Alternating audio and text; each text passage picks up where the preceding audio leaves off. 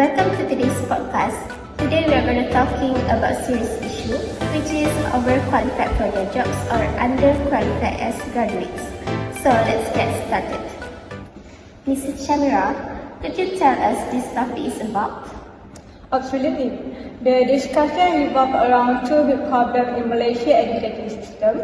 First, many graduates are ending up in jobs that don't match their qualification. Second, this mismatch is causing major challenges for graduates. That sounds like a significant issue. So why is this happening? The education system is not aligned with the need of the job market. University and schools are focusing more on increasing enrollment number rather than ensuring students are ready for the workplace. And this creates a big gap between what students learn and what employers need. I see. So, what's the main goal of addressing this issue? The main objective is to fix the disconnect between education and the job market. We want to explain why the current education system is not working and highlight the importance of better schooling. University also need to focus on quality over quantity and help students build essential skills that will make them job ready. That's interesting. It sounds like this requires big changes. Exactly. The goal is to improve education at all levels, from primary school to university. This way, students have a strong foundation and can develop the skills they will need in real job. Okay, let's talk about the details now. What are some of the key issues mentioned? There are two major keys to focus on. First, job mismatch. 48.6% of graduates end up in roles that don't require their degree. Second, a skill gap. 62% of employers are saying that graduates don't have the basic soft skills like teamwork and communication. However, there are also other key issues such as low quality higher education, weak foundational education, and poorly implemented policy. Why is this happening? It starts in primary and secondary school. Students are not learning critical thinking and problem-solving skills early on. So by the time they get to university, they are already behind. And then some universities offer low quality and uncredited course that don't prepare students for real-world jobs. That's very concerning. Can you summarize the overall situation for us? Of course. Many graduates find themselves in jobs that don't match their qualification. University focus too much on admitting students and not enough on the quality of education. And some institutions even offer courses that are not properly accredited, which lower education standards. And policy designed to help certain groups can sometimes unintentionally harm the overall quality of education. So it's like a generation of problems. Exactly. If these issues are not addressed, graduates will continue to struggle and the country economy will suffer too. That brings us to the conclusion. If the education system improves, graduates will be better prepared for the workforce, and this will help them succeed in their career and also contribute positively to Malaysia's economy. Education is the foundation of a strong economy. If we want to see progress, we need to start by fixing the way we educate our students. Alright, thank you Ms. Shamira for sharing your insight with us. Okay, next, we will discuss about the issue that we are concerned about. Ms. Nurish, can you explain to us what the issue that you want to talk? Thank you, Ms. Amira. It's great to be here to discuss such an important topic. So, the issue here is about the mismatch between the qualification of graduates and the demands of the job markets. Malaysia is facing a growing concern with graduates who are either overqualification for their jobs or underqualified to meet the professional demands. This issue isn't just about individuals, but it affects employers, economic growth, and our country future. This problem because of poor education quality, lack of preparation, and also commercialization of higher education. That's quite concerning. How does this disconnect between education and the job market that affect graduates? The consequences are significant. Many overqualified graduates end up in jobs that don't match their qualifications, largely because they are lack of the practical and ready-job skill employer needs. On the other side, underqualified graduates struggle to meet even basic job requirements. Employees are increasingly dissatisfied, citing issues like poor English proficiency and inadequate problem-solving skills. The article also discusses the strength of the article is based on. What does it do well? There are three strengths of the article. First, there are clear problem escalations. It breaks down the issue effectively, linking systematic educational challenge to job market mismatch. Second, use of research data. Credible statistics like Shamira has stated on the key issue that the following 48.6% of graduates are overqualified. Give the argument weight.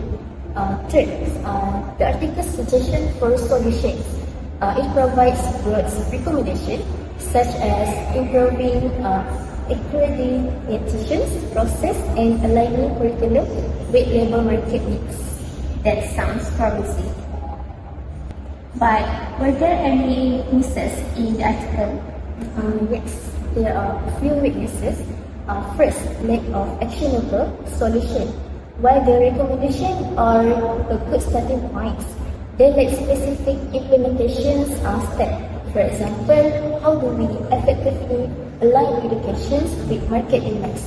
Second, narrow focus on private HEI. The article emphasizes the shortcoming of private institutions, but doesn't delve as deeply into the challenge facing public universities. And the last is limited evaluation of reforms. Proposals like shortening accreditation cycles are mentioned, but the article doesn't assess the feasibility or resource implication of this change. Good points. What's your suggestion for policymakers and educators? For me, the mismatch between graduates' qualification and job market demands require urgent reform. Policymakers should strengthen foundation education, enforce quality standards, and align curriculum with labor market needs to boost employability. That's a good suggestion. Thank you for your sharing insight, Ms. Nourish. Thank you. It's been a pleasure. Now, let's move to Ms. Shuhada to explore the problem-solving steps, decision-making models, and barriers to reforms. Let's get started. First thing first, step 1, recognizing the problem. So, what's going wrong here? Thank you, Ms. Amira. The issues are clear. Nearly half of Malaysia's graduates, which is 48.6, are overqualified for their jobs, and 154,853 secondary students are struggling with basic skills like reading and maths. This reflects a bigger failure in the systems. We get to step 2, deciding what the core issue is. So, what it is really?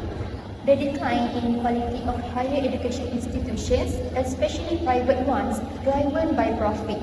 Many of them offer low quality, unaccredited programs that fail to meet industry demands.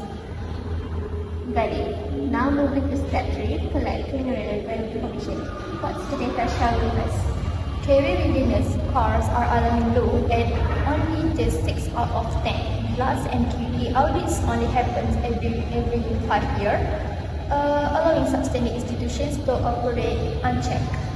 Now step 4, analyzing the information. So what do we learn from all this? The root cause is weak regulation of higher education institutions. The focus on profits means these institutions prioritize revenue over providing quality education, which leaves graduates underprepared for the workforce. Let's get into step 5, developing alternative solutions. What ideas are on the table? Some propose reducing NQA audit cycles to 3 years and enforcing stricter accreditation standards. This would stop substandard institutions from increasing. Also, a moratorium on new private higher education institutions could help control the growth of low-quality programs. And step 6, choosing the best solution. What would be the most effective approach? Strengthening accreditation processes and reducing audit cycles are the most feasible options. This would ensure consistent quality and better prepare the graduates for the labor market. Once a solution is chosen, we move to implementation. How would that work? We would gradually raise entry requirements for institutions and the government funding to students' outcomes. This incentive high education institutions to focus on quality education, ensuring better employability for their graduates. Finally, step 7, evaluating the result. What does success look like? Success would mean fewer graduates entering fields on the critical occupation list with mismatched qualification and more graduates securing jobs that align with their skills, particularly in healthcare and technical industries.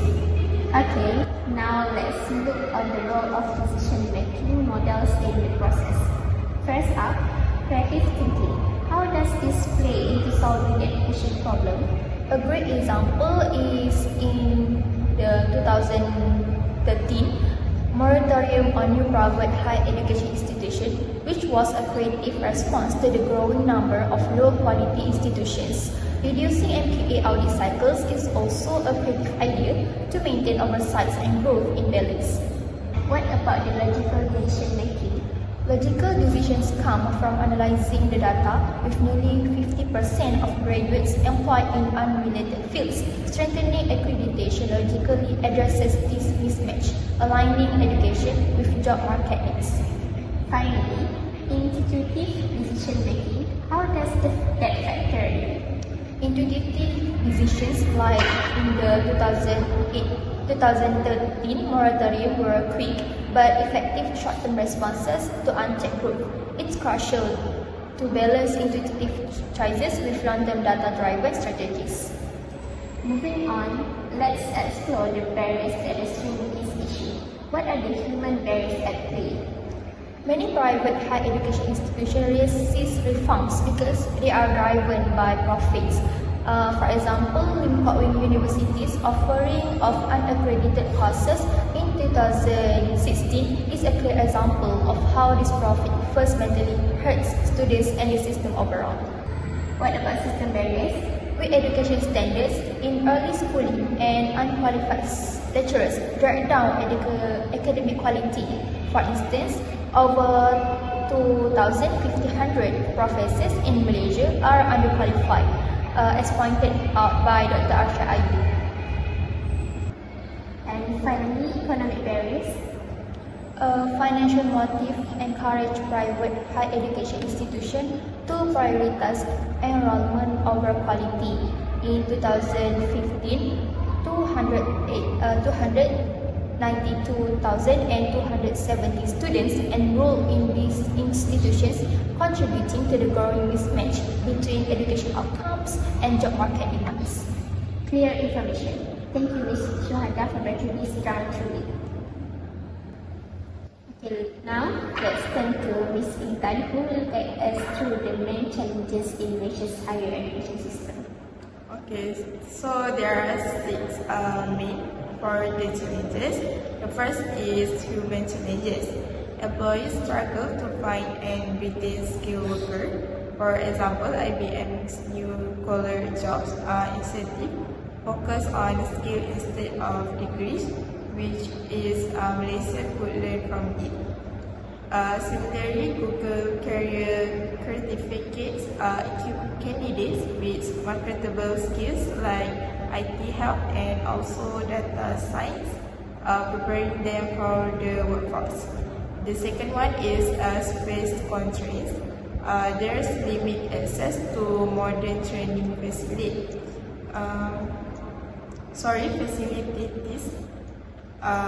So programs like ANB Reskilling Malaysia, which trains meter installer, are good step, but they aren't enough to cover the demand. The third one is equipment cost. High cost for infrastructure update, especially for fields like AI and also 5G. Maxis, for instance, has invested in workforce upskilling to meet these needs. The fourth one is systematic issues, which is core curriculum often don't align with the job market. A good example of addressing this is UTM collaboration with Petronas for petroleum engineering. Next is time delays. Reskilling employees and updating curriculum takes too long. For example, Red Hat has shown how target reskilling can reduce delay and also improve efficiency. And the last one is cultural resistance. Many people resist the idea of lifelong learning, which is a mindset we need to change. Singapore's Skill Future initiative is a great model for encouraging continuous education. Okay, so how do these challenges impact performance organizations?